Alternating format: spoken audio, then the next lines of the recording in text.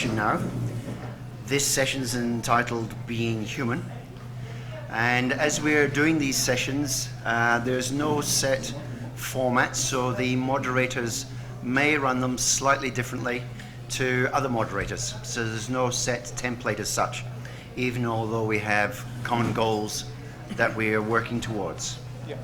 So for this session here, I would like now to pass over to the moderators. Yep. And the moderators are Christoph Wolf and Randall Curran. Yes. Okay, thank you. So I think things went so well in the first session from our point of view. We'll do something pretty close to it. So I will just open with a few brief remarks, and then Christoph will speak briefly for no more than 5 minutes, and then we'll open it up. So I take it the importance of this topic of human nature for this, for everything we're doing here, is that facts about human nature inevitably ground in a number of related ways what is possible and desirable in education. I think as I've thought about the idea of a neoliberal current paradigm in global educational policy, something that hasn't been said that I think is very important to say is that the neoliberalism does ultimately rest on a conception of human nature. And that conception of human nature was traditionally called the economic theory of man.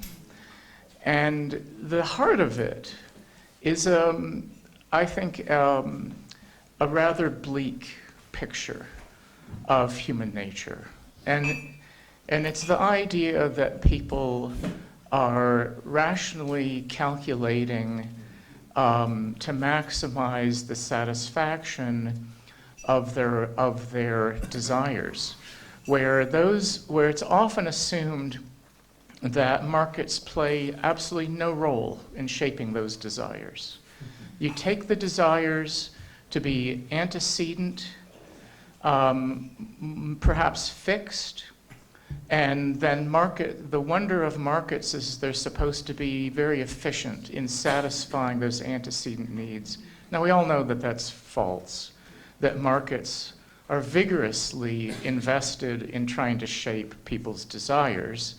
We also know, based on a huge body of evidence, that the satisfaction of people's desires, that is, being able to buy and obtain things they want through markets, that we actually have quite a bit of evidence that actually makes people less happy most of the time, because the purchases are rarely very mindful.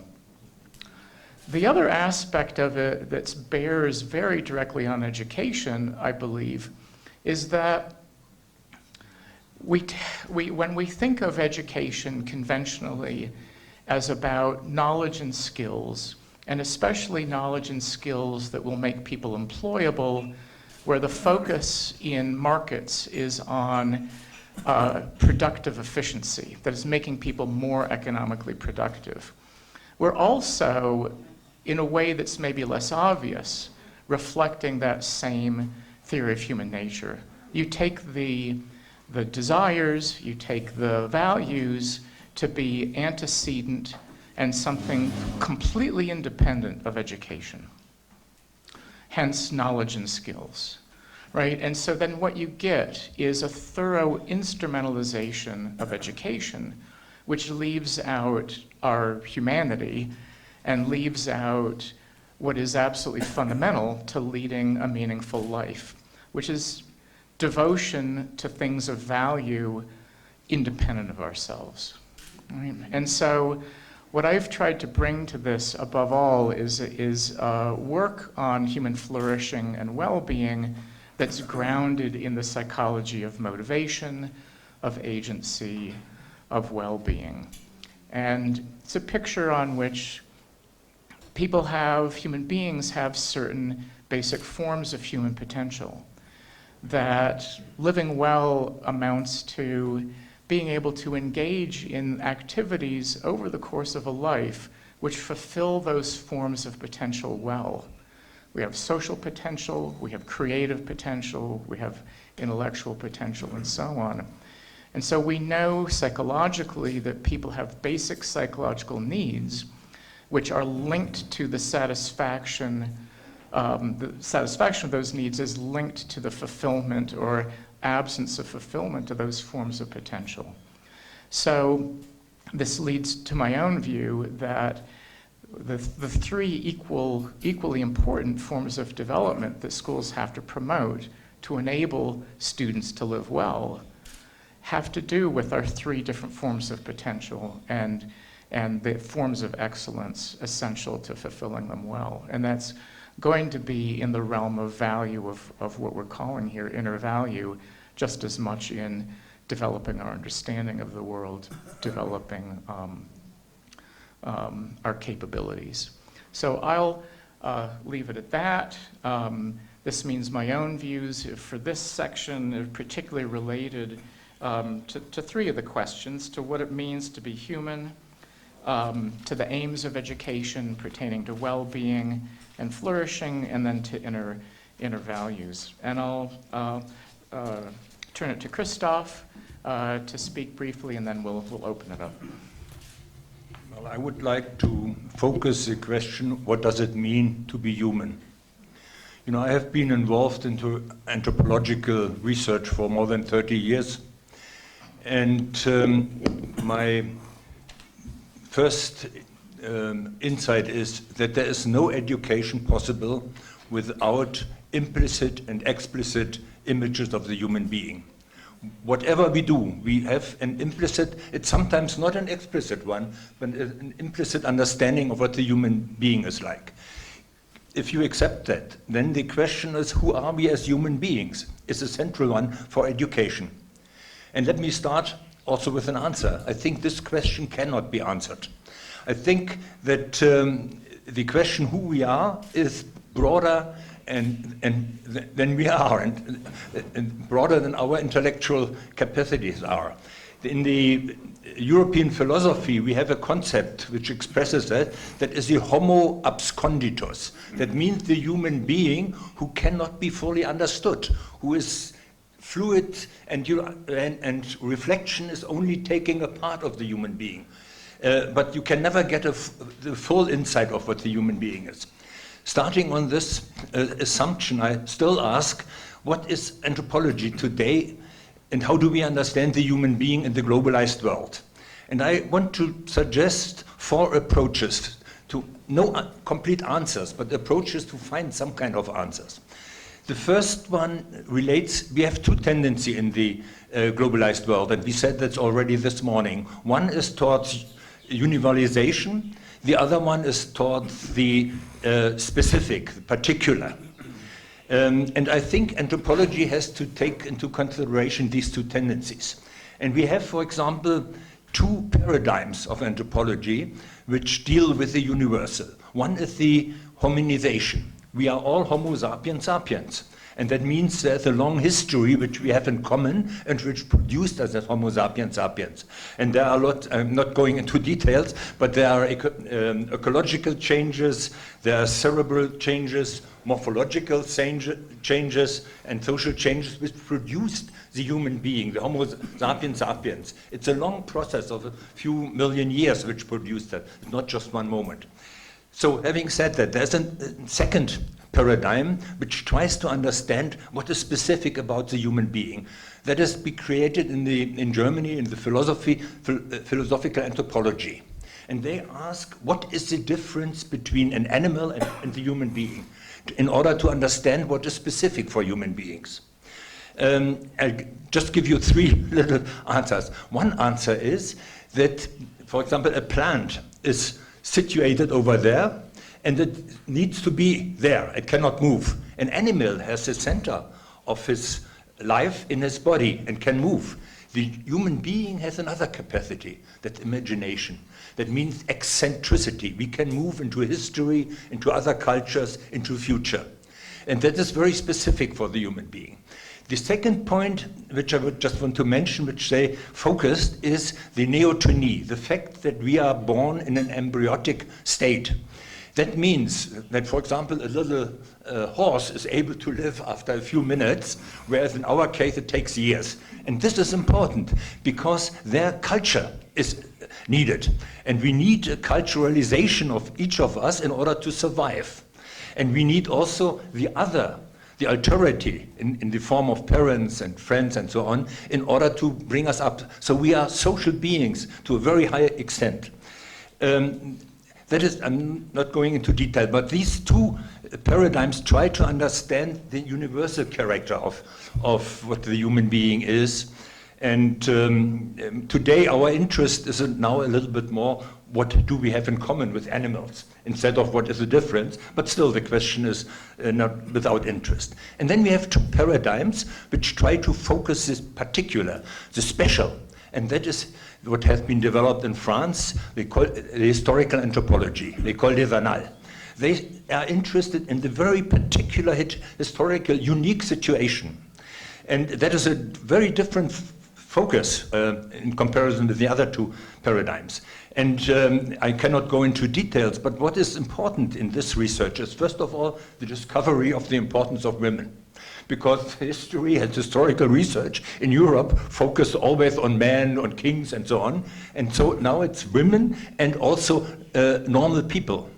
That is one point. The other point is mentality. So you as Indian, you don't want to be like Chinese. You want to be different. And what does that mean? Is there this idea of a mentality? An Indian mentality is difficult because it's a very boring concept, but an important concept because it relates to identity, national, cultural identity. So, having said that, I'm not going to into details. This means the diachronic perspective is important to understand ourselves. So that means history, how we developed, and to have some kind of a mirror, to mirror ourselves in historical situations. The second paradigm, which is important, is ethnography or cultural anthropology. That is, there's the focus is on the synchronic perspective. So we compare then India and China, as I'm saying, or Germany and France or whatever.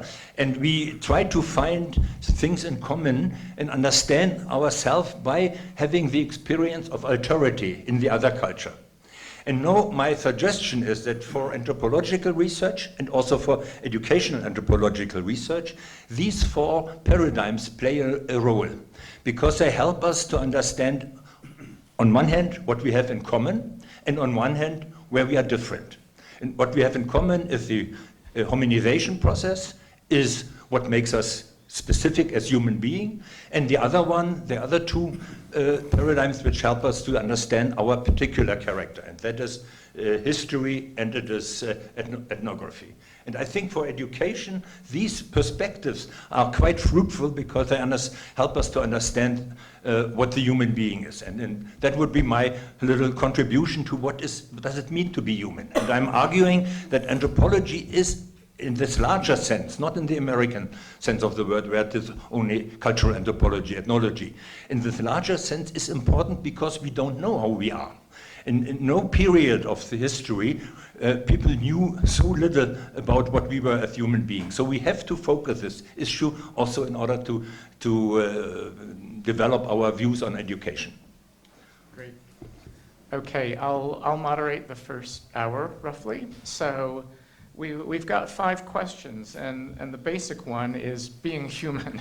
So what's the question in the topic being human? I suppose, it's how is human nature important to the necessity of education, to the possibility of its success, to shaping what would count as success. So, floor is open.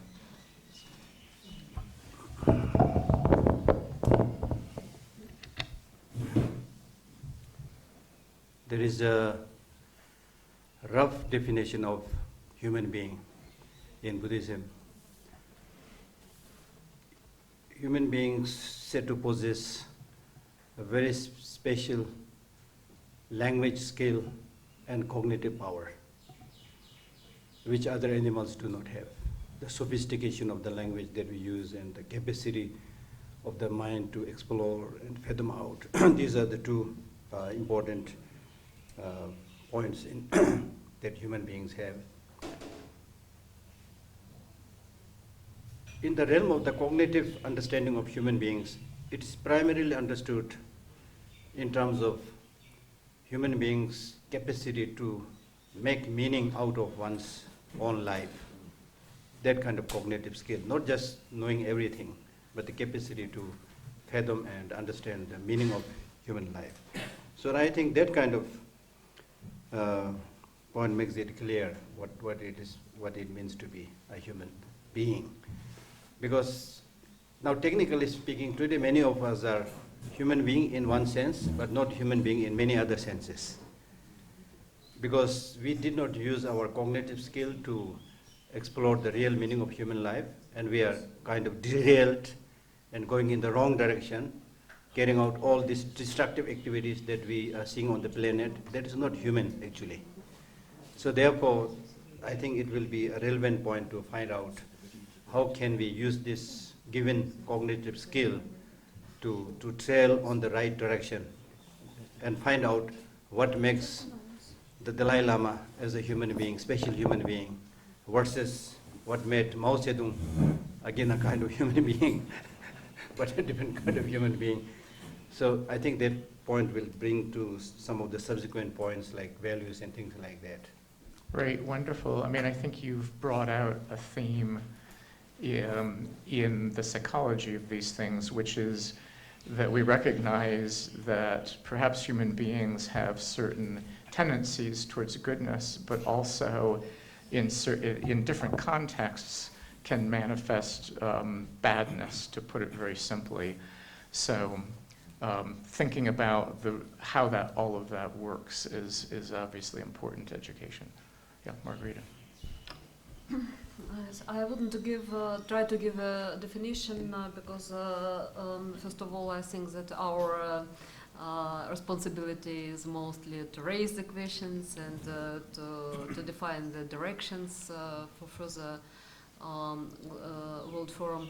But the question which I want to raise is that which self-identity we should recognize as humans. The current moment is this self-identity should be recognized comparing with just this animated world with animals and so on, or maybe it is much more important for us to recognize it in face of this artificial world, machines, and this artificial intelligence that we have created.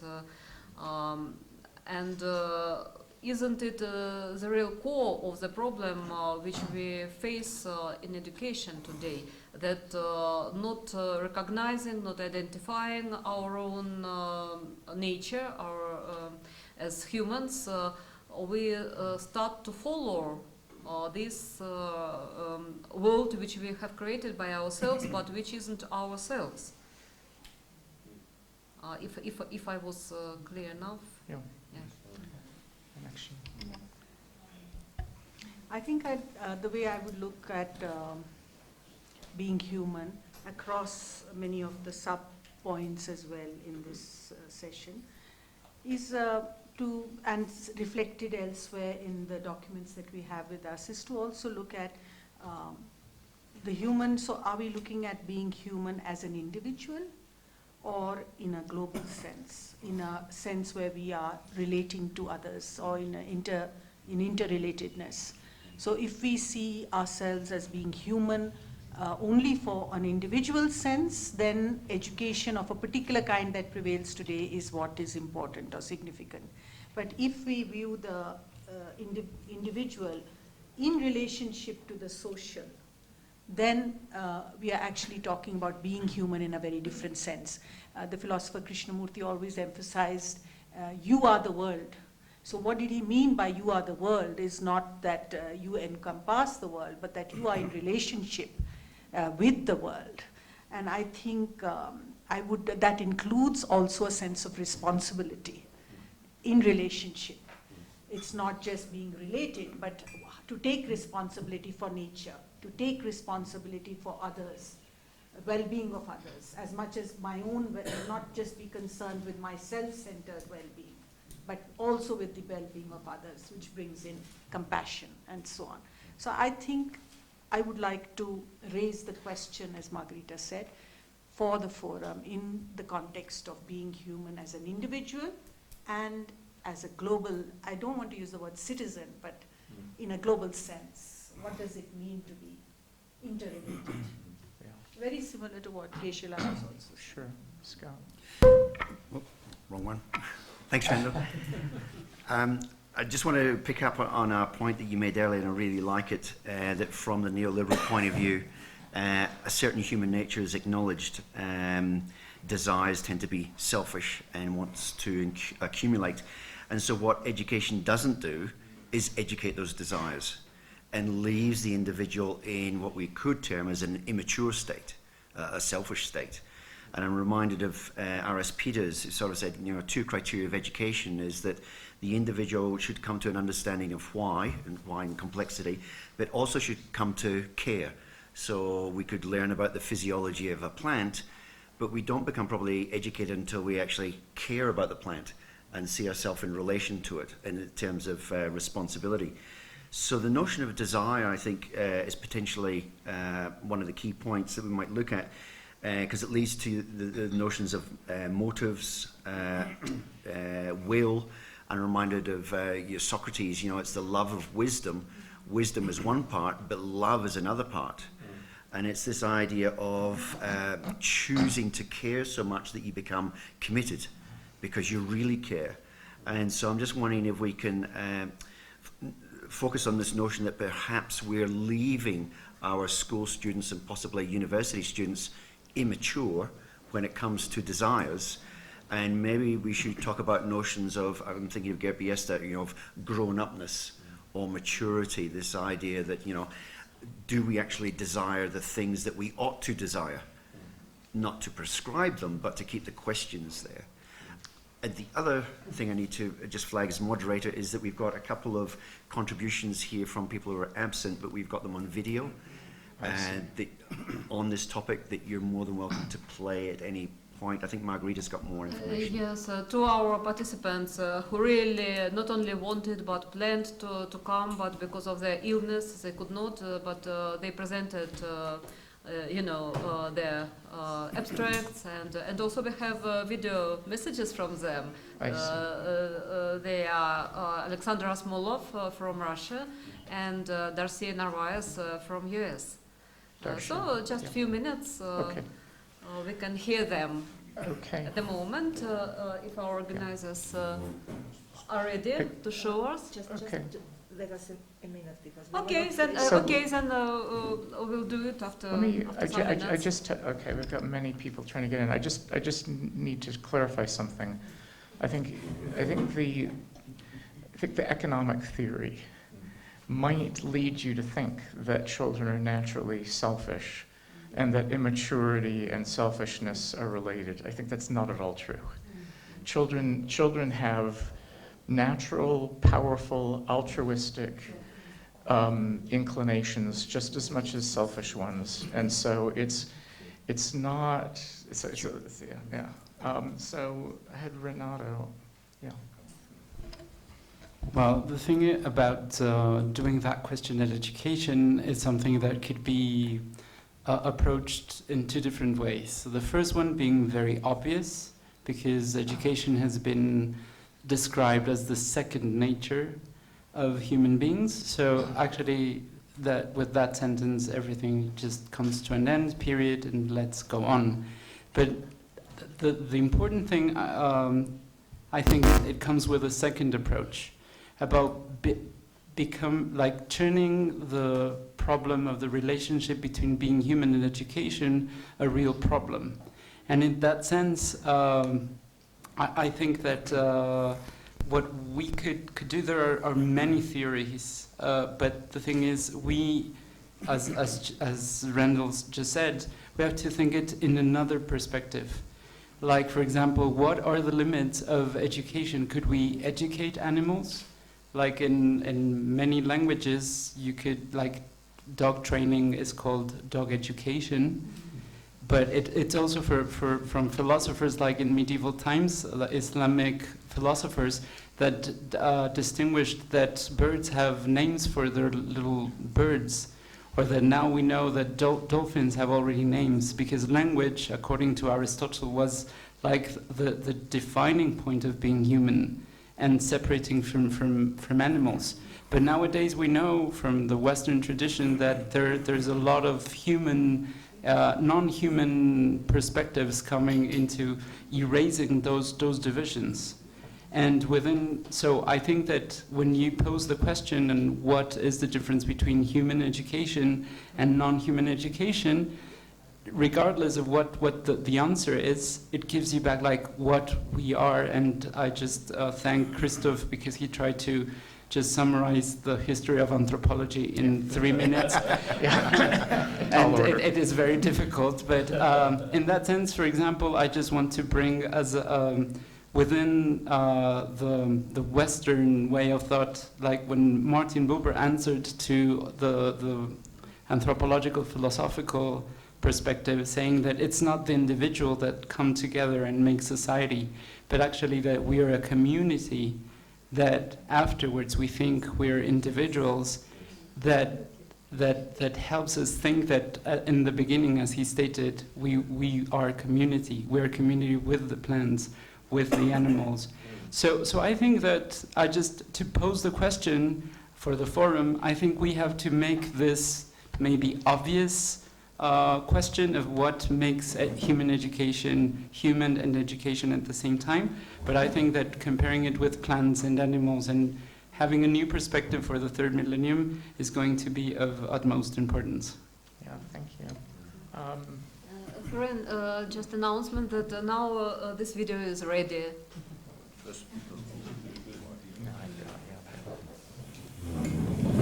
no sound. Darcy Narvaez. Really sorry I couldn't be with you, having health issues, just had eye surgery, for example, and recovering from that. But I think your work is so important. It's really critical today.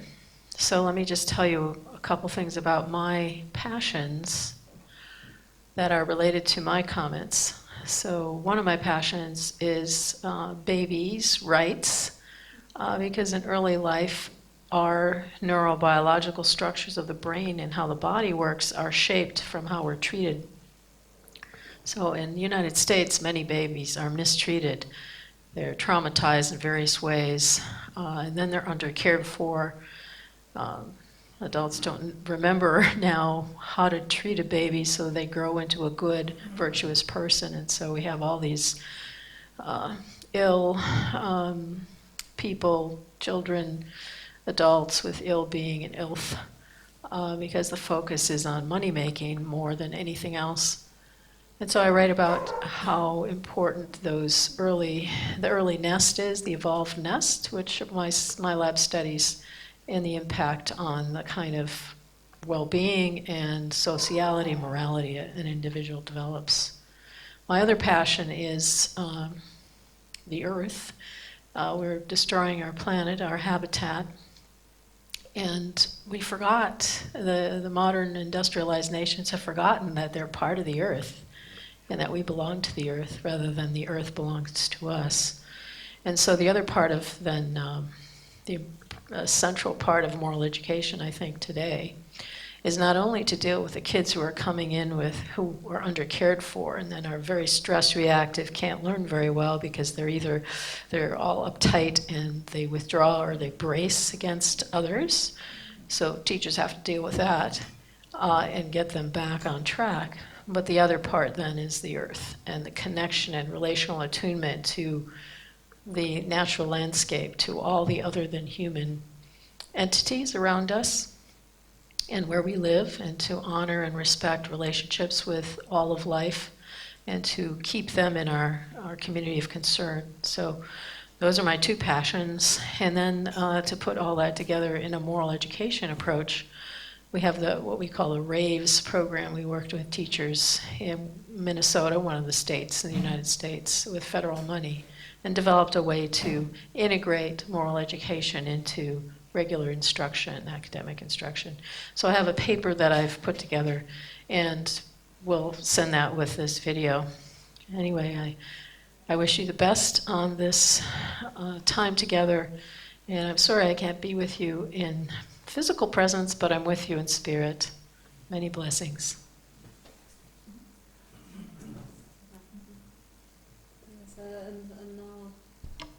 And now a message, Для меня невероятно the main ideas from Alexander Smolov. Для меня невероятно важно. For me, Две линии, two lines in понимающие understanding of man, которые при which I общем call уважении, Descartes' line уважении, and Spinoza line, линия Декарта, are incredibly линия important. Спинозы. За линией Reflexological человека line is beyond the human line, associated with Descartes, through many approaches, in particular in models of artificial intelligence. It is the line which is connected with simplified mechanical causality, the line of rigid models of determinism. механизм.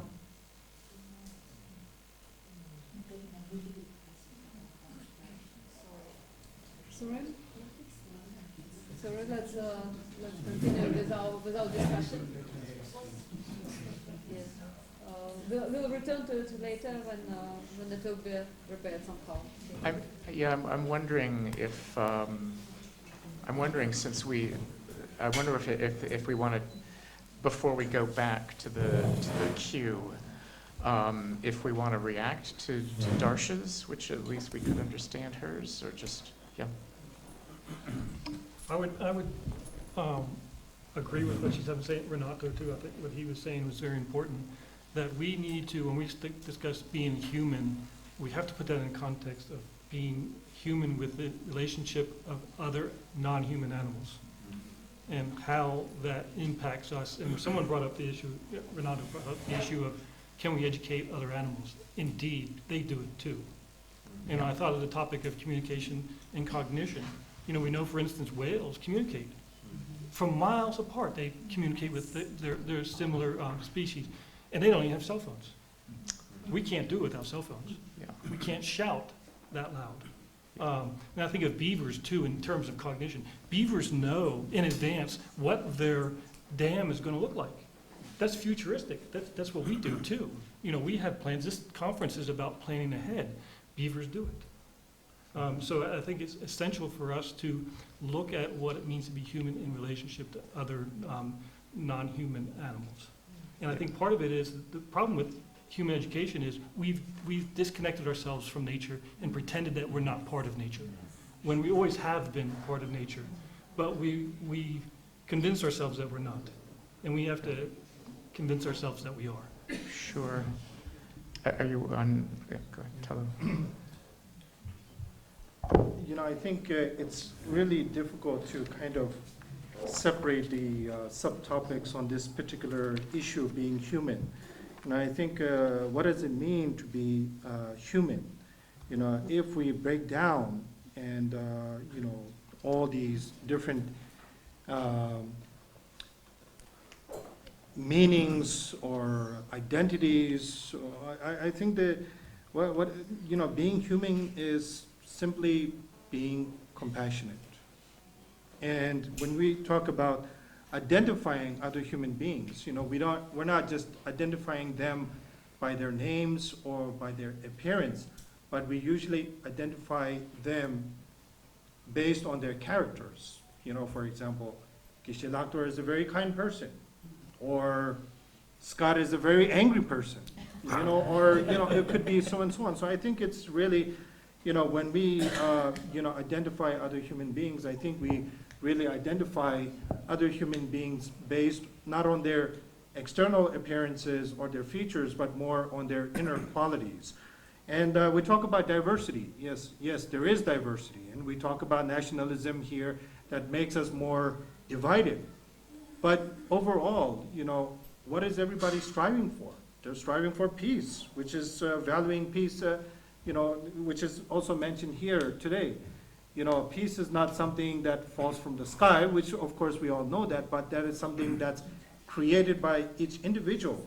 And where's that created? That's created from our inner values, going back to one of the subjects here in here. And I think there was one of the scientists that made a presentation during Mind and Life conferences, which is a dialogue that happens between Western scientists and Buddhist scholars. And one of the scientists, I think Gisela was probably in the conference when he made the presentation. After many years of study, scientific research study, he said that the basic human nature is compassion. And when we talk about these things, you ask the question, what is the purpose of life?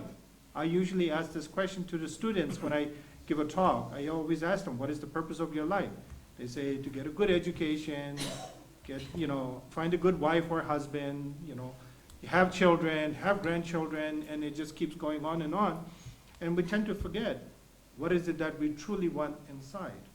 And when we look down inside, we all want to be happy. And that's our individual right. That's what we are striving for, to be happy. And there's many ways of achieving that happiness. But I think here being human is just simply being loving, kind, compassionate, and I think that's what we should be teaching our children. We're talking about education. What do we want to educate our children? We want them to be loving, kind, compassionate, tolerant, and peace-loving people. So, thank you. I just want to make one observation. I think Darsha's whole framework touches on something extremely important, which is about the reality of what people need. Her focus is on what infants need and the way it has a life importance over the lifespan, whether infants get the care, the nurturing they need. Another locus of this that's very important is in schools. Children do not get their basic needs, by which I mean their basic psychological needs, met in schools. Things do not go well. And the first of those needs is the social need, the need for positive social connection. And the nature of that is not just having good relationships, it's being in a harmonious, we could say, peaceful social world. And what we know is no one is happy anywhere unless this need is met. It's painful to be in a conflicted social world. We'll go back to the queue. Head Krasimir, are you? Yeah. Thank you very much. I think I have a rather question to the experts of Buddhist philosophy. And what is the background of my question? So, of course, I agree that by talking about human nature, we are talking about the social conditions of human nature, about the social relations as source of individual identity. But social relatedness is not only about cooperation, it's mainly about wish to be recognized. It's about recognition, and the wish to be recognized turns out very often to be a struggle for recognition. And it turns in a sense that the child wanted to be a distinct person, to be distinguished from other children, and this is also very often a source of educational motivation. And in European philosophy, in European philosophical traditions, there are two views towards this wish for recognition or needs to be recognized. The first one is Rousseau, who insists that this is a false need. This is a source of suffering. the wish to be recognized. And the second one is the answer given by Hegel in the European philosophy. According to Hegel, so the struggle for recognition is the driving force of human development. So, and what is actually the answer of the Buddhist philosophy to that question? I'm really curious. He's looking at me, give me an opportunity. But before I forget, Mahatma Gandhi gave a good answer. He said there is enough for everybody's need, not enough for everybody's greed. I think that's a really good, very good answer. So, given this opportunity, I want to again, probably touching a little bit about being human and human identities and diversity. Again, because you're asking the Buddhist viewpoint. In Buddhism, we say, not only human being, in everything that is existent in this world, there is a conventional identity and ultimate identity. The conventional identity shows the diversity, the multiplicity, and then the ultimate identity shows the harmony, the uniformity. And His Holiness explains this beautifully by saying that we should not be scared of this diversity. And this diversity should be seen as different flowers of different colors. And it is because of this presence of different flowers with different colors, a beautiful garden is made. So similarly, it is this diversity which is really the ways and means to create that beautiful world in the sense of ultimate identity. I think that is very, very important to know, because in Buddhism it's clearly mentioned the conventional truth is the means, and the ultimate truth is what you get through the means. Even if you want to go that very ultimate level, unless you go through the medium of conventional truth, using language and talking about identity, there's no way you can talk about it. So these two should be seen as different aspects of the same thing. Even if we play with this English word, individual, which really comes from the indivisibility, from the bigger whole, the world. So that itself clearly says that we can only exist if we understand this link, this interdependent kind of origination. So I think that kind of understanding is probably very relevant.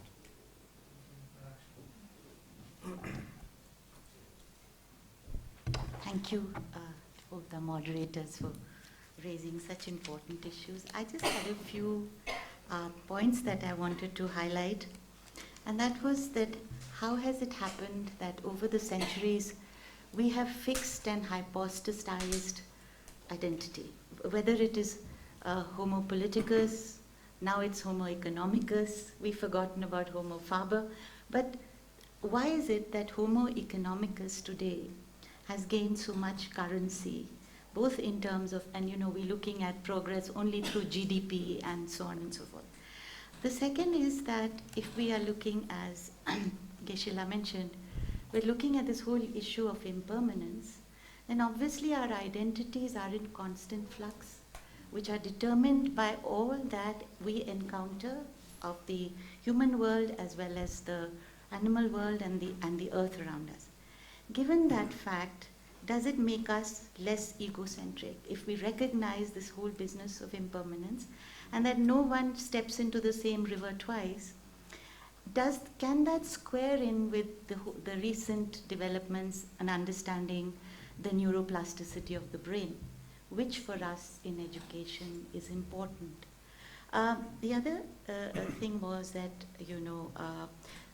Renato talked about education as second nature and turning the problem about being education a real problem. But here the whole issue of intention and motivation comes into play. And if we were looking at the textbook, the policy of the Tibetan schools, one of the first things they foreground is altruism, which is so integral to the Tibetan learning systems. Why has that word completely been blotted out of the larger global learning process? I am very grateful to Professor Wolf for talking about alterity as the moment of becoming. When you encounter the so-called other and the other vanishes, it's like an Aikido principle. You suddenly kind of make that shift in consciousness. So does the idea of interconnectedness, as Geshe-la said, and the notion of impermanence and the absence of what they call inherent existence, does that soften the ego to enable us to embrace other human beings and the larger planet? Thank you. Just a question. Thank you. I think what I wanted to say was linked to points way back and take us in another direction.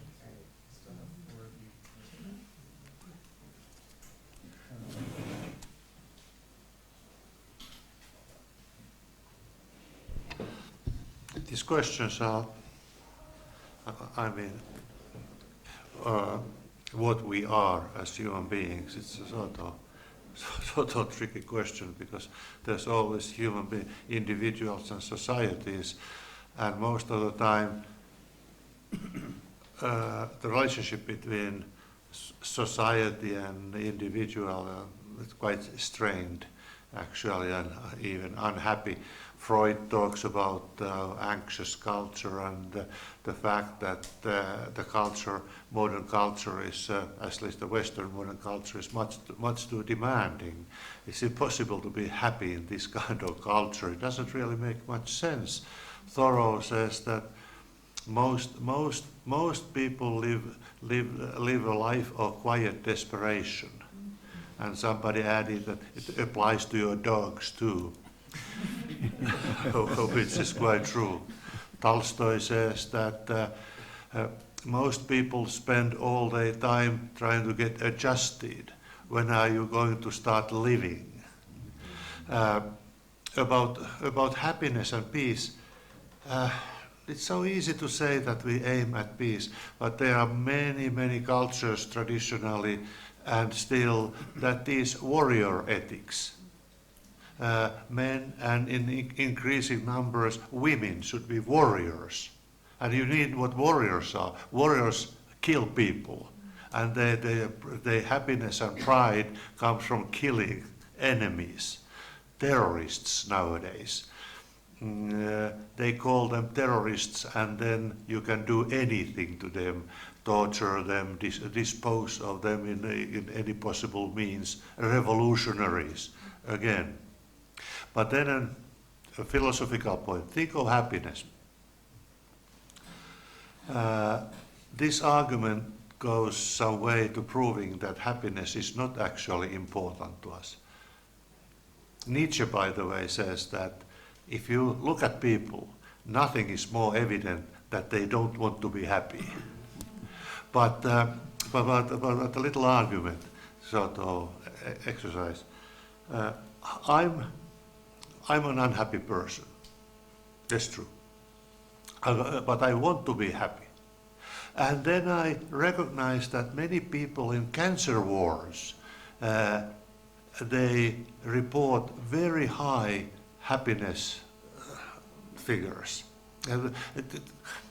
It's absolutely fantastic in what kind of conditions people report deep happiness, and in what kind of situations people report unhappiness. So everything is fine with me, and I report unhappiness. But these people in cancer ward or slums report high happiness. Would I like to switch? No. What is it for? I really don't want to be happy. I want to be me.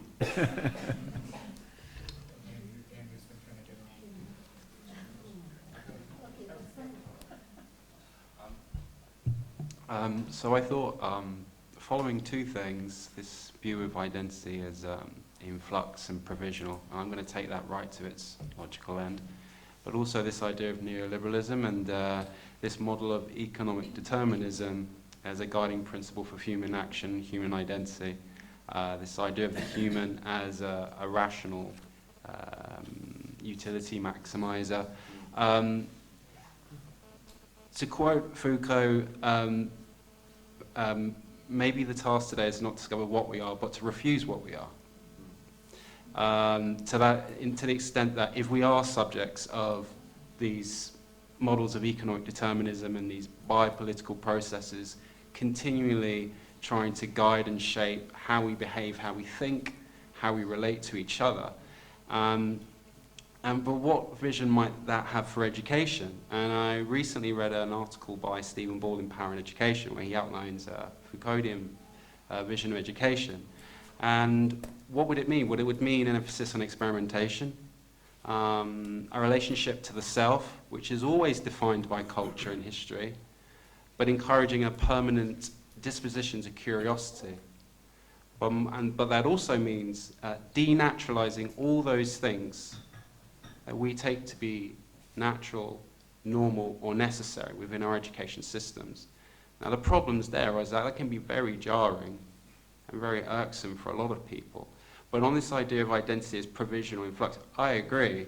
I certainly agree with that. But how do we square that with, okay, well, rational, philosophical, abstract, and even pseudo-religious arguments regarding what is human need and human interest?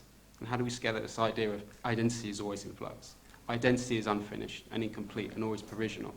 And therefore it's encouraging people to engage in an unending relationship with themselves. And that in itself becomes a very ethical political practice, but also with those things that are around them that are trying to shape them.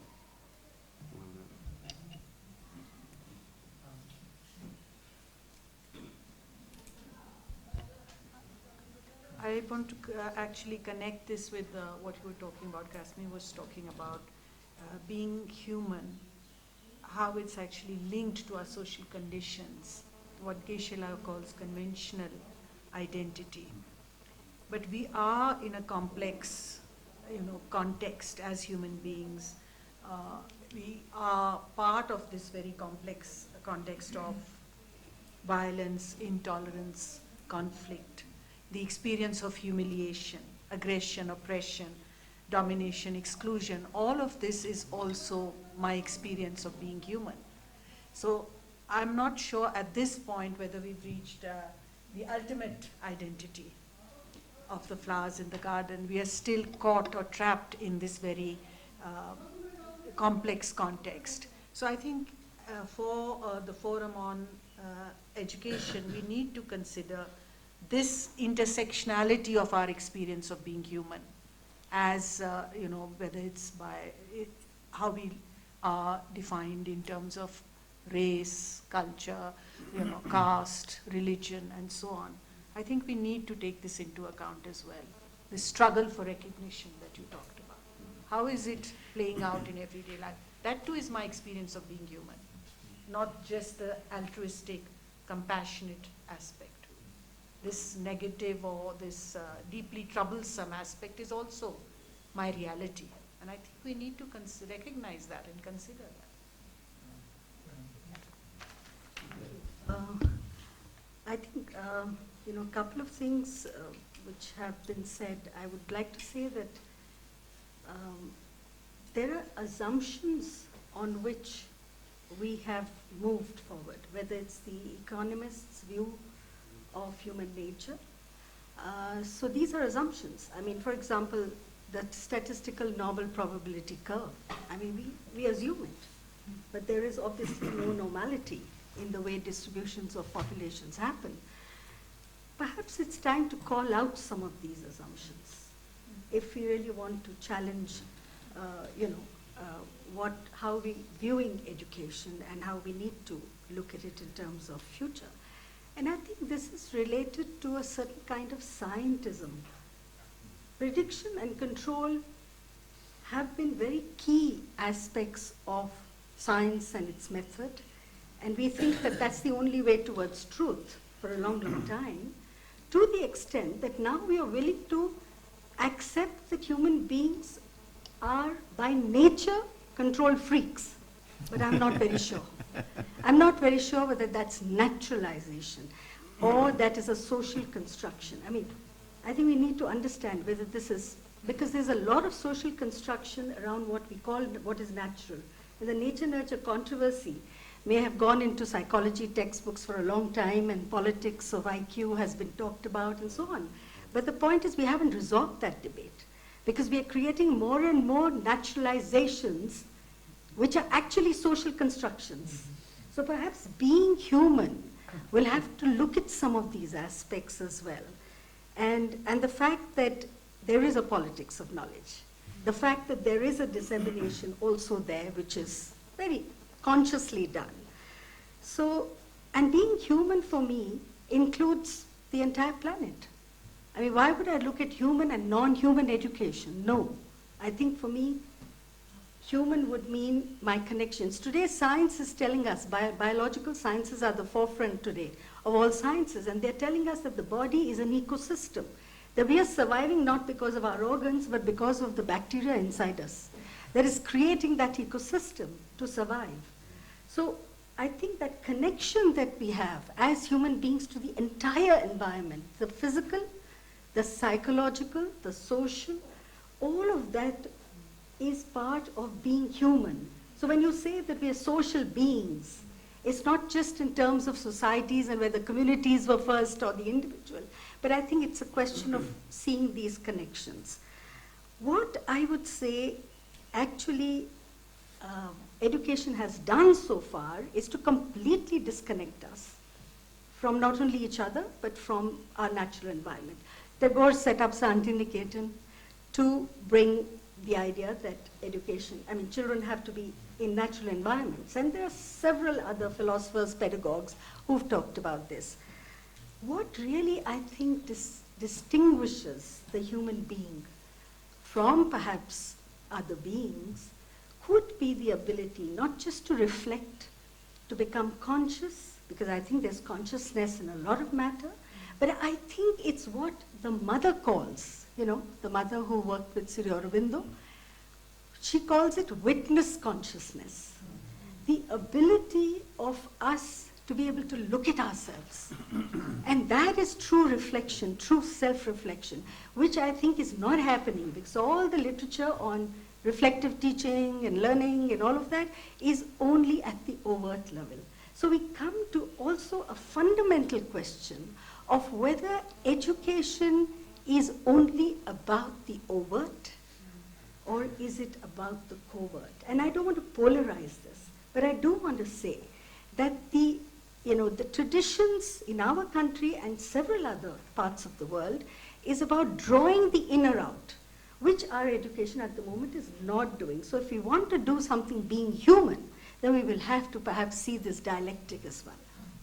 Yeah, I want to read now just a question. The question is, are we exploring and understanding intrinsic motivation of teachers, educators, parents, all adults who can influence educational outcomes of children? Are we doing it enough? Do we care enough for adults in the child's life who are key influencers? And I just want to speak to this for a minute. I think it's an extremely important question. Part of what's happened, which is related to what we talked about in the first session, is teachers in so many places now are subject to very stressful regimes of control. And as if they would not be serious about being good teachers without being subjected to this managerial control. We have a significant body of research on what the actual effects of these regimes of control are, which is they make teachers teach worse than they would if you just left them to teach. The anxiety induced in them makes them more controlling and harsher towards their students, which makes their students perform less well. The importance of the intrinsic motivation is in teaching because you value it, and the students learning to value things because they're valuable, not because they're being threatened. So that's my answer to that very important question. I'm going to... I would go to the extent of saying that there is perhaps no extrinsic motivation, that all motivation really is intrinsic. I mean, we need to think about this a bit, because extrinsic is also something that's being imposed. And that's what I meant when I also talked about control. The concept of intrinsic motivation and of autonomous motivation generally is a very, very important, powerful concept in psychology. People are born to act, to socialize, to try to make sense of themselves, a powerful drive to try to fashion ourselves into coherent beings where we can make sense of what we're doing. That's intrinsic, right? And then, so extrinsic motivators are somebody saying, I want you to do this. If you do it, I'll pay you this much. They're very, very different kinds of motivation. Yeah. Okay. Yeah, I want to draw on some of the previous interventions, recent Poonam observation about the importance of dealing with the assumptions and seeing what our assumptions are in answering this question about what does it mean to be human. Also Andrew's comments of the importance of fostering, nurturing curiosity and denaturalization. Also Meenakshi,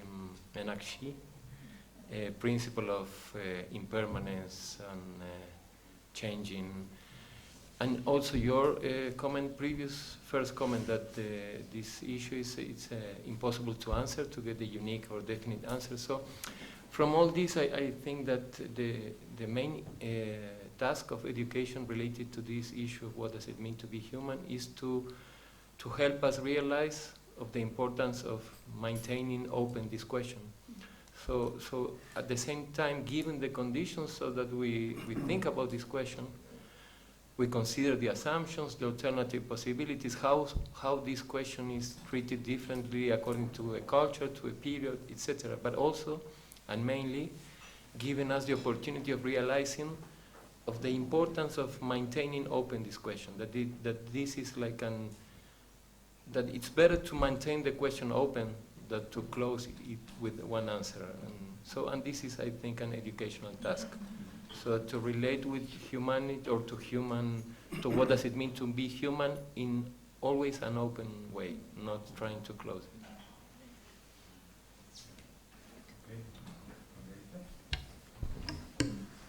If I may share some understandings, vision regarding what does it mean being human, which come from the work on the theory of subjectness. They are that we are at the same time something common with other things, and that is our state of a system. And there are specific consequences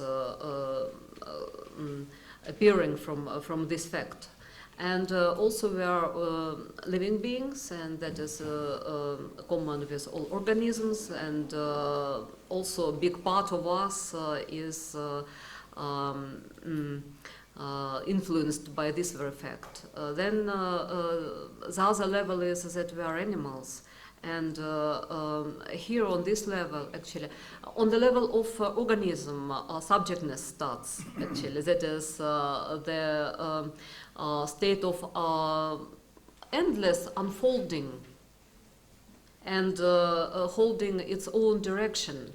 Every organism tries to hold its own direction of unfolding, and we do. And that's why happiness actually isn't just satisfaction of something, and we should differentiate between notions of happiness. That's very important that Timo problematized. If we differentiate, then maybe we can use the same word, but it will get much richer meaning. So in this case, in connection with this subjectness theory, the whole direction which every life takes, its own direction, could be defined as happiness. That's why for us not to be completely satisfied with this, that, and other goods which we are offered by the market is a real state of happiness, but to find, to feel that that is our own will, that is our own directions that we hold at the moment, And that's why it could happen even during this cancer heavy illness and so on. So that is concerning organism that is common for us with all living beings. But animals get more characteristics of their subjectness, that is open subjectness. Now their subjectness becomes open for themselves because they feel, they get feelings, this pleasant, unpleasant, so on. And others' subjectness also becomes open for them because they recognize as animated beings, and they need and they want recognition. Animals want recognition. They do. They fight for it. And we are animals, and we fight for recognition. But as human beings, certainly we get even more developed characteristics of subjectness, and this would be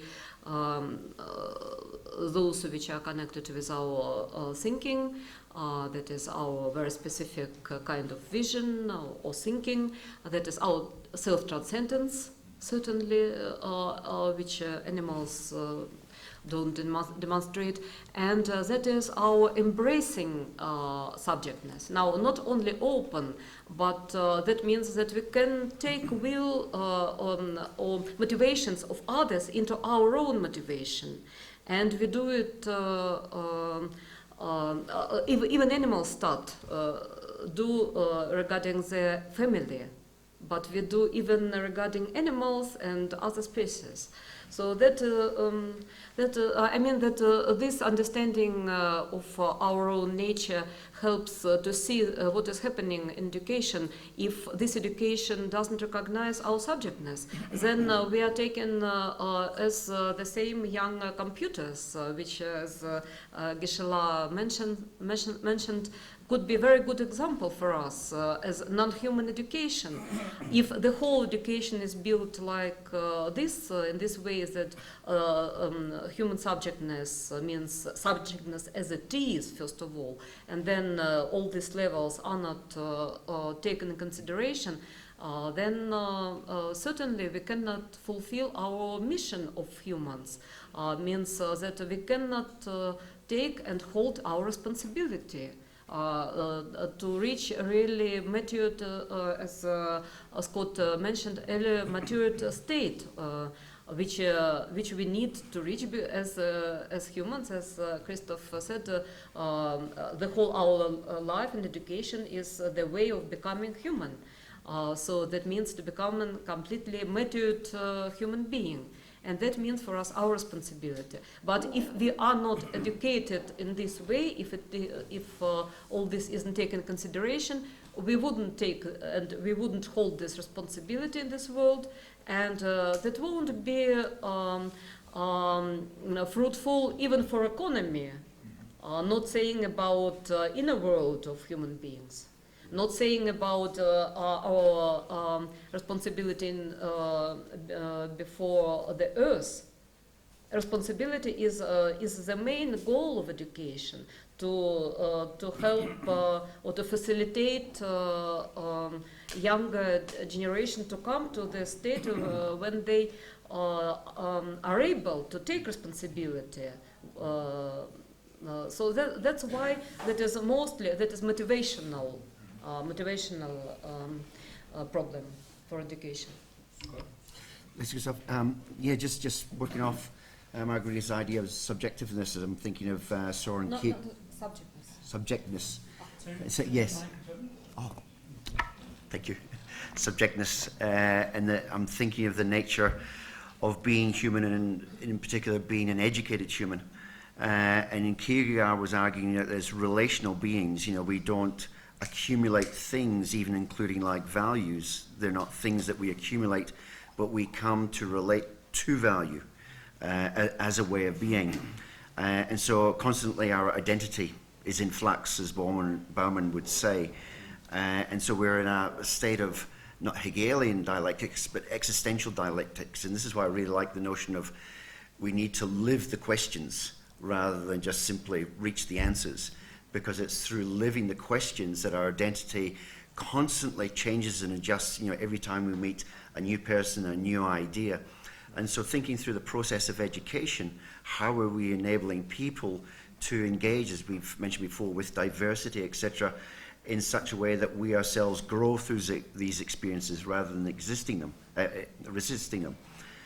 And so a question I'd like to ask from a Buddhist perspective, as I try to grapple with the English term happiness as a main motivator.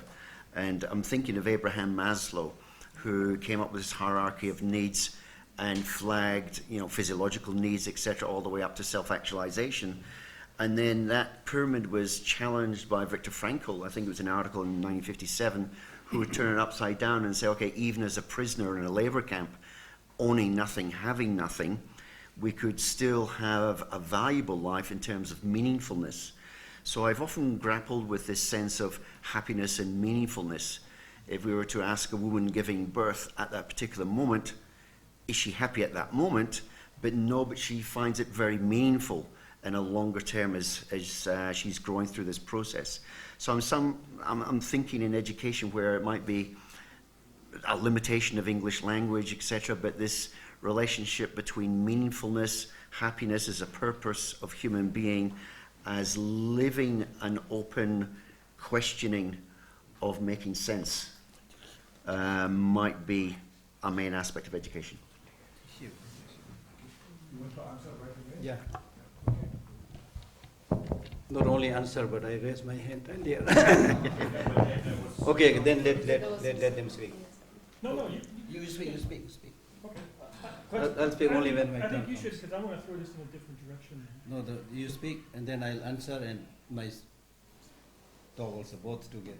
All right. Pressure. Well, I want to bring up a different dimension of being human, and it's technological.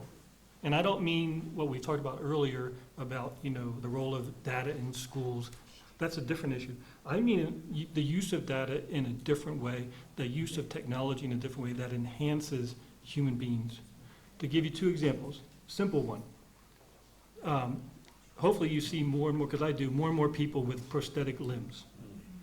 If we were 150 years ago in America after the American Civil War, we would have seen prosthetic limbs too, but they would have been crude where you knew that it would be destroying that person. Today the prosthetic limbs enhance that person to the point where they tap into the nerve endings at the end of that limb, and sometimes makes them faster if they like to run than they used to be. Remember the Blade Runner from South Africa, right? That he was banned from the Olympics because they thought he was too fast because of his artificial limbs. Then I want to give you another example. Poonam said about biology being the forefront. It is.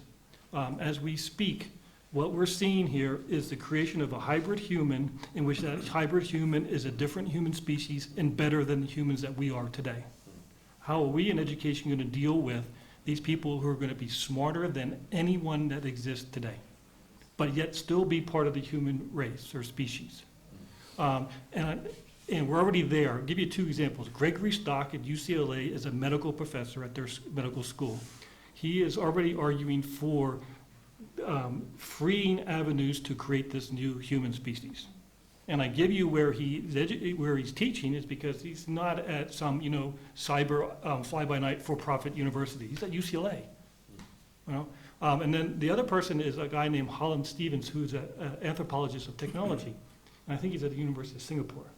And he looks at the bioinformatic industry and how they're already going into humans, taking out DNA sequences and putting in supposedly better DNA sequences, making them different and supposedly better. It creates a privileged class where the point where the natural human is not seen as the privileged one, but the hybrid human is the privileged one.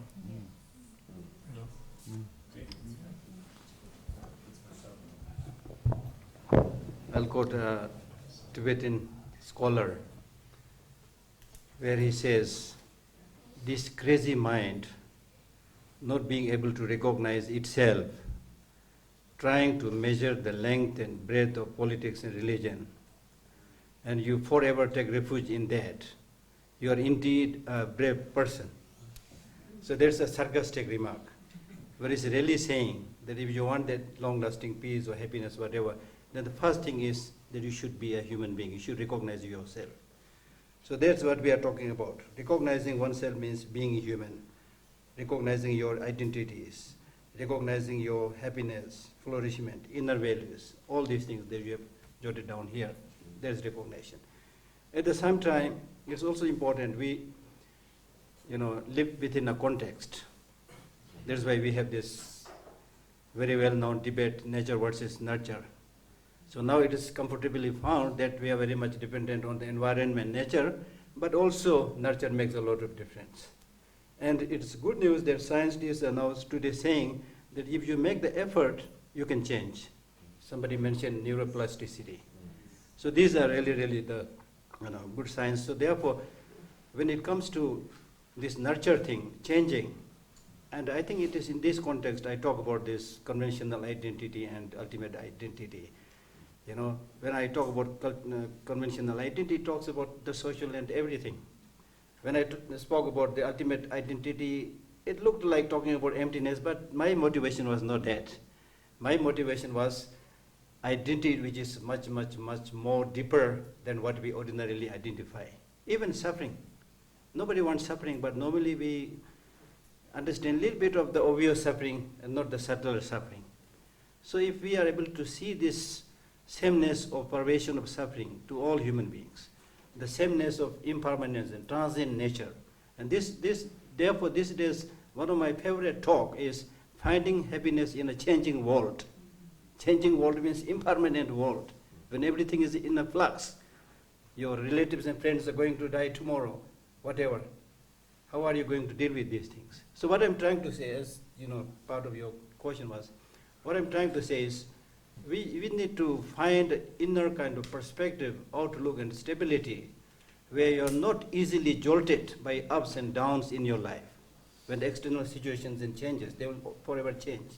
So therefore we need to develop this inner perspective where you understand when things change. Yes, something that is changeable is changing. It's nothing strange or something. If you have that recognition right in the beginning, then you can be happy.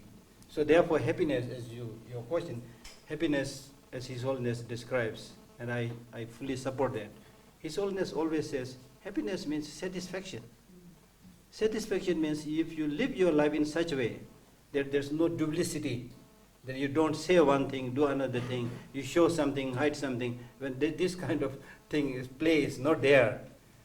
When you lead a sincere, genuine life, nothing to hide, you do your job, and nothing to regret. You didn't do anything bad. You could go to bed, you will immediately fall asleep like a baby, Because there's genuine deep down satisfaction. When the deep down satisfaction is not there, when you're showing something, hiding something, inside there is a crack. People may or may not know it. That's why somebody said one should be the witness to oneself. And this topic is very much taught in Buddhism. There are two witnesses. Other people as witness, yourself as witness. Out of these two, oneself as the witness is the most important thing.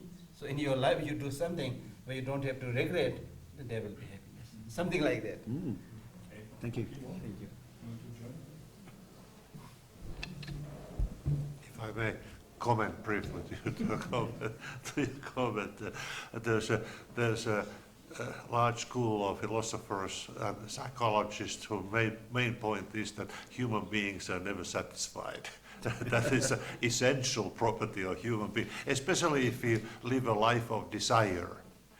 Desires are not, somehow you just need to bypass the life of desire in order to be, that's Buddhist too, right? But what I really wanted to talk about a little is Maslow. You probably don't know that the Finnish social policy system that has been very successful. Finland is the happiest nation in the world, and also the most paternalistic. You realize that Finland is #1 in the paternalism statistics, and also the happiest. So I infer that paternalism make people happy. Not really, but it's obvious. Anyway, Maslow is a funny he has been my main enemy for a long, long time, because Maslow says that there's a hierarchy of needs, and you actually satisfy the needs from bottom up. But that's absolute nonsense, because the people act on their desires, not on their needs. There are countless examples. I give you only one. Rubbish collectors in the States say that it's just unbelievable what kind of cardboard boxes they find in poor people's compounds, namely TV sets. When they get the poor people's allowance, what do they get? New TV set, larger than the next one. And that's certainly against Maslow's hierarchy of needs. It may be hierarchy of needs, but it's not the hierarchy of desires. You rather starve than live without a good TV set. I'm actually also on the list, but first you. You know, we were talking about what are some of the concepts and ideas that from the global south, or say from a place like India, we could actually contribute to the evolving discourse on education. And I think one of the ideas that has disappeared from the Indian consciousness on education is the concept of sadhana. I mean, I cannot translate it into English, but it actually means the ability, while pushing the boundaries of your learning, being both bearing witness to your own inner world and that outside, complete suspension of the ego, refining every moment what you are learning, and in some ways a surrender to a larger universe of energy that is propelling you in a direction of self-fulfillment. I think that was what informed the traditions of learning in India, be it music, be it poetry, be it art, be it the whole Guru Shishya Parampara. It also meant that you gave to the Guru her or his dues while claiming a certain space of autonomy to develop your own arithmetic, your own vocabulary. So it was a very creative interplay between received knowledge and knowledge production, but without the imprimatur of yourself being the ultimate arbiter and creator. I mean, I am not able to, I think both Poonam and Meenakshi and Nirmala will have a better way of explaining this. But I think the moment this notion went out of our education system, partly because of Macaulay and partly because of what came, the whole idea is that the best music is created in the silence between notes, which is so much a part of the meditative traditions, just disappeared. And I think maybe this is sadhana, is an idea like we're talking about Nietzsche, we're talking about Maslow. Maybe this needs to re-enter, and it's very much a part of the spiritual traditions as well. We need to give it some kind of presence in what we draft for the millennium. I'm not being narrowly nationalistic. I'm just trying to present an idea. Thank you.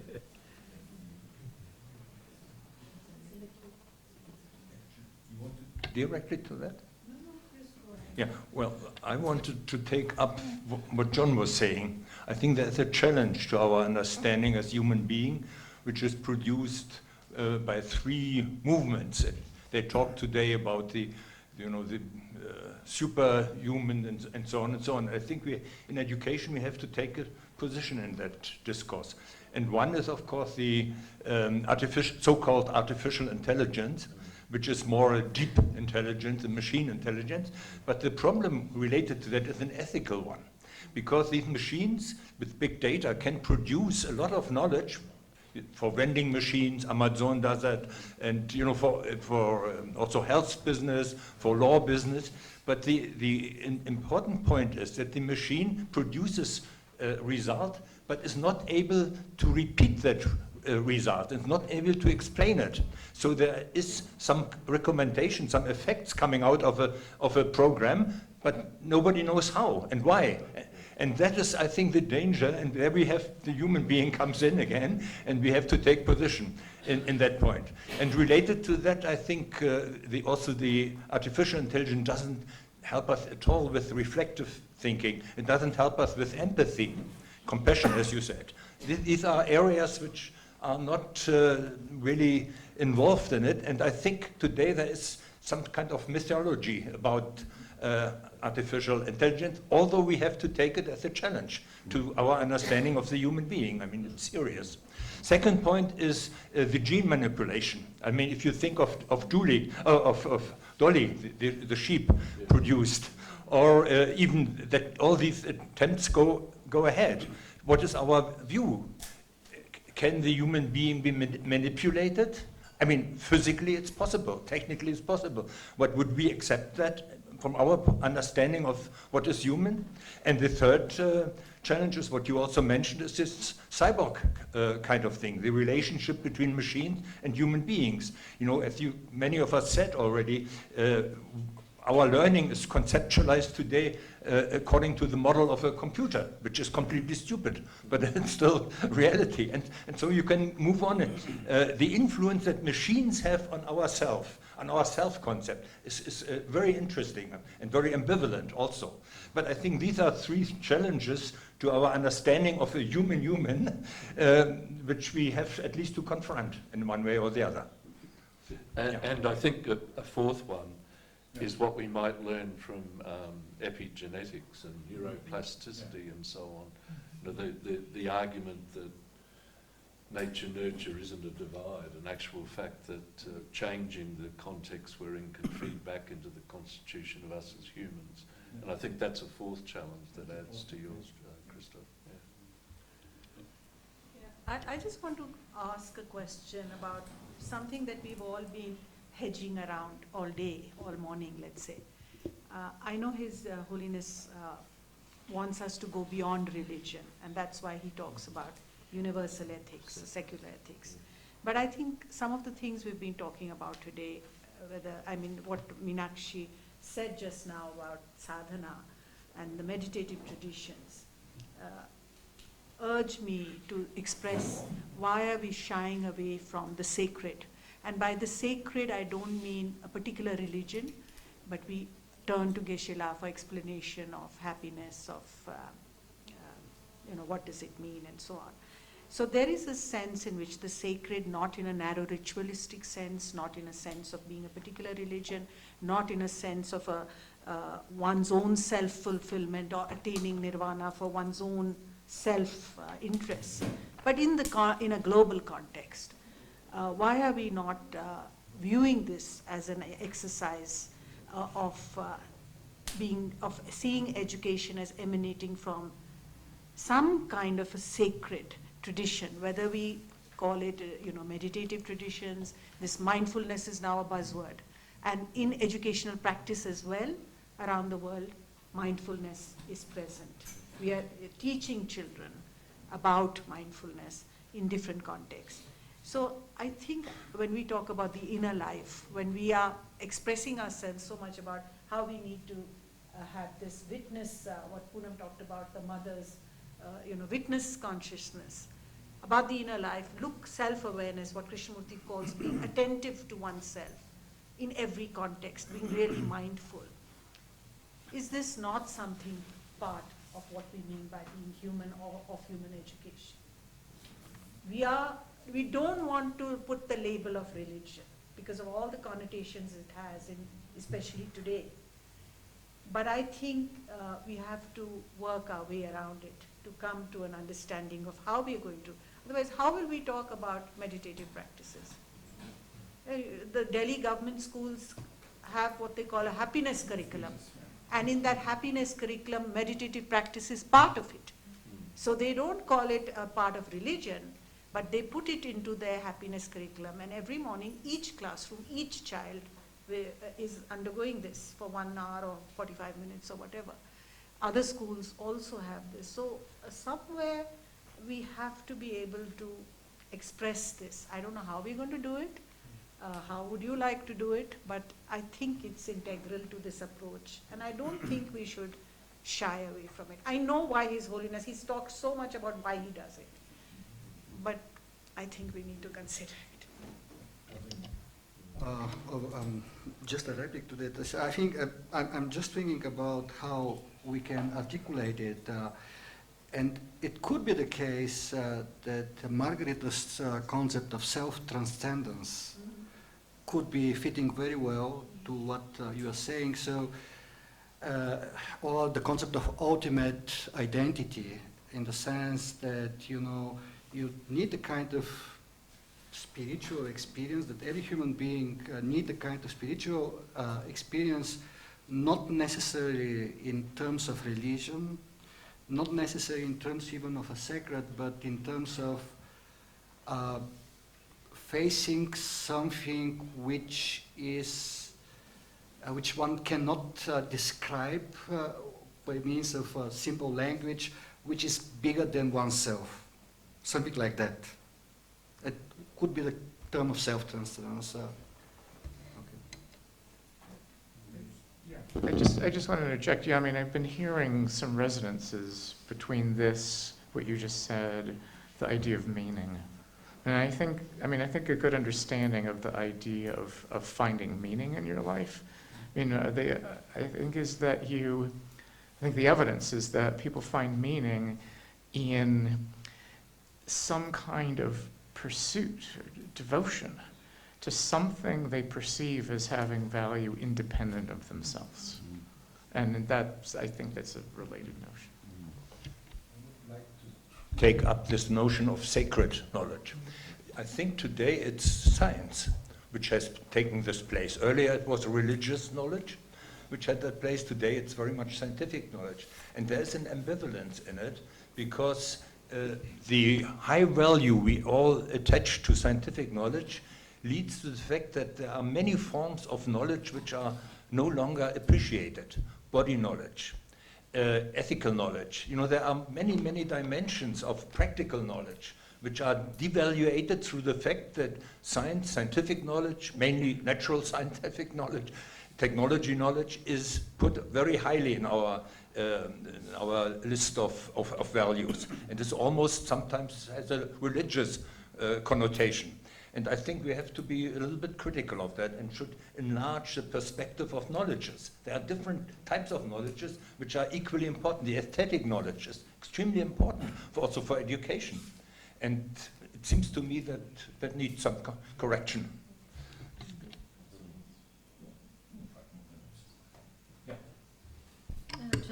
Just to continue what Meenakshi said and what Christoph commented, I would see it more not as a knowledge, because knowledge is as a result of the process of knowing what is being gained as a result, but that is more about the process, it is about inexperience, that is the attention towards inexperience and more attention towards the process, not to the result, not to the knowledge which was gained and which can be aligned from oneself, but that is the process itself, means the person oneself who finds him or herself in this experience. So that is about inner experience, which actually is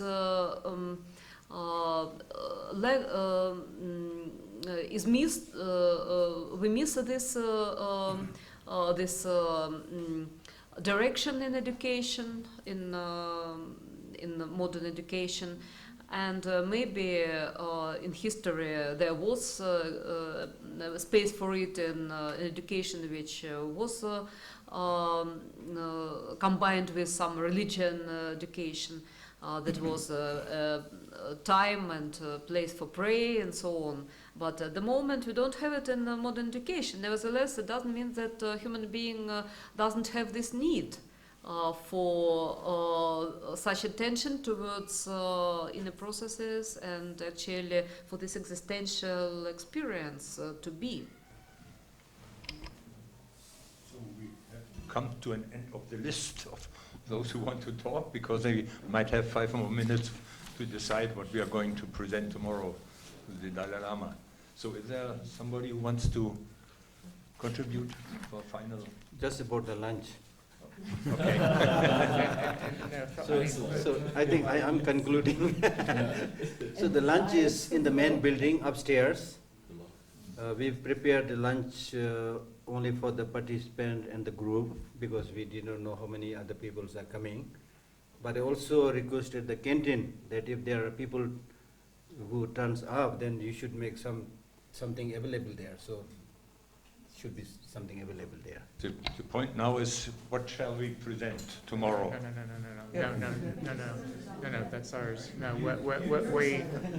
we finished off the first session talking about principles for the declaration. And so, but no, that's not the same. Not exactly. It's not. It's related. Yes, we will return in the last session today.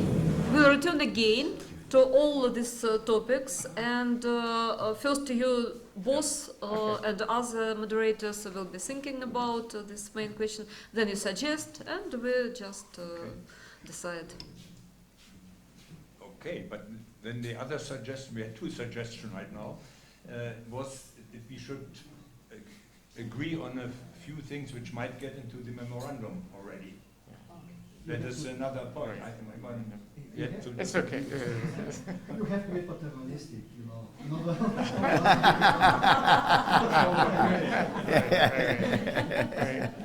That's right.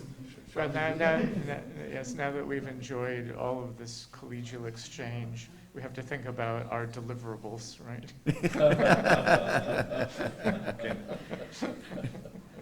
We stop here. That is also diversity. Yeah, that's right. For the remaining observers, the food is also available from us, but in the canteen. Okay, the others, main participants in the main building, the rest of the observers, food is also there. Okay, we prepared this. So before we go to food, we still have 5 more minutes, and I was wondering if we can get an agreement on what might be part of the possible memorandum out of our discussion today, the second part.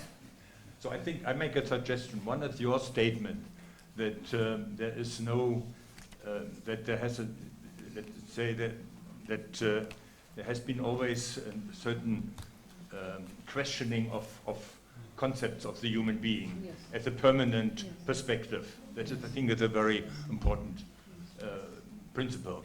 But others, we would like to consider. I mean, I'll just. I guess I've been nudging us around this, and it goes back to Darsha's video recorded comments. I mean, I think some principle that ought to be recognizing the central role of the needs of children, of students, for to have anything that could be called human-centered education.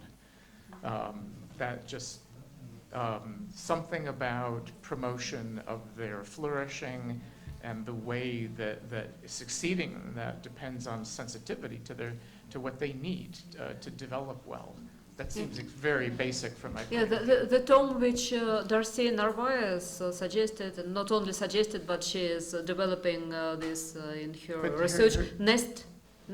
That's about babies, though. I think we not need, only we baby. need, No, the nest. No, Nest which should be created in the school or the school culture. It could be a little bit problematic with the nest because, but okay.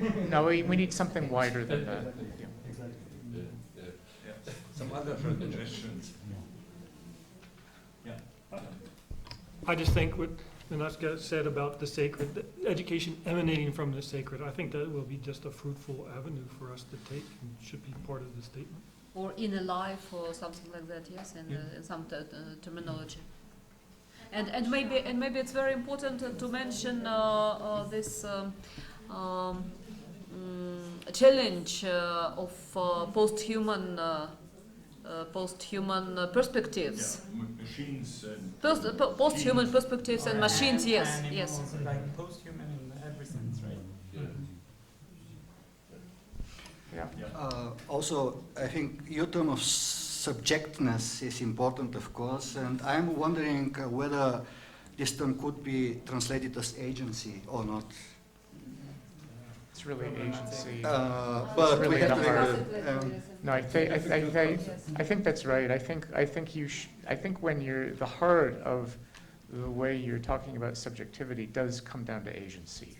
I think so. Yeah, I agree with that. I And think we should. agency has the problem that it always puts the accent on the active side, whereas in what he was referring to, the passive side is as important. Agency is not, I mean, it is considered from the active side, but it includes, I think, both, because, yeah. Maybe. Well, I would say that all of these terms need to be seen as having a flip side, because agency also can be used or misused. So we need to be, I think, discerning about that, because ultimately what we are going to suggest should link up with the universal purposes of education. What you said earlier also about witnesses, I think that's also a very important perspective.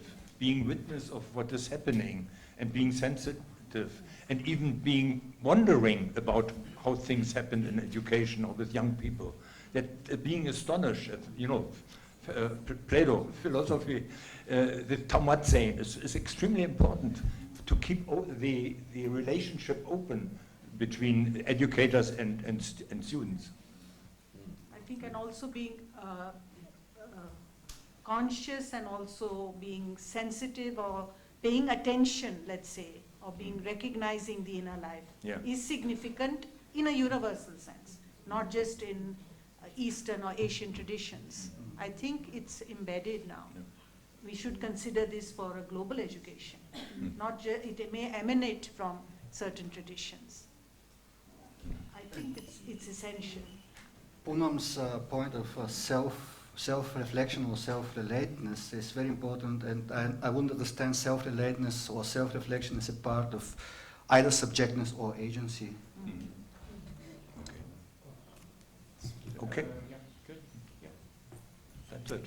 Then thank you very much, and we'll continue.